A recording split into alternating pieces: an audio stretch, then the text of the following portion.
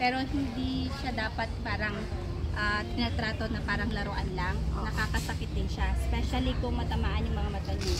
So, dapat nga, ngayon pa lang, may salamin na. So, lalo na kapag nagpuputukan na, hindi kayo papapasukin dito sa area na to kung wala kayong salamin. Kasi delikado sa mata. Bumabalik kasi siya. Okay? So, marami tayong mga klase ng baril. Rifle, pistol, may shotgun, may maliliit din. So, ito lang po muna yung ipapakita namin sa inyo para yun kasi ang gagamitin ngayong araw. So, hindi lang siya basta kailangan putok lang. May mga style din siya. May tamang paraan ng paggamit, paghawak, at pagputok. Okay? So, yung parts muna, itong baril na nakuha ko, wala siyang rear side at front side.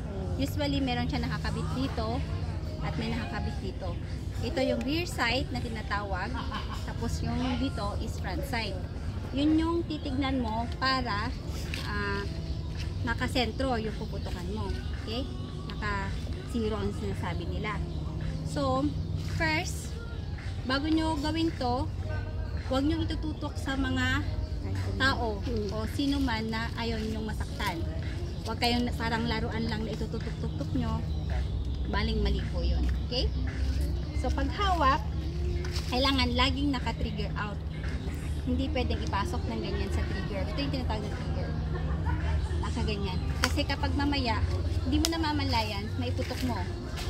So, pag sa totoong laro yun, okay.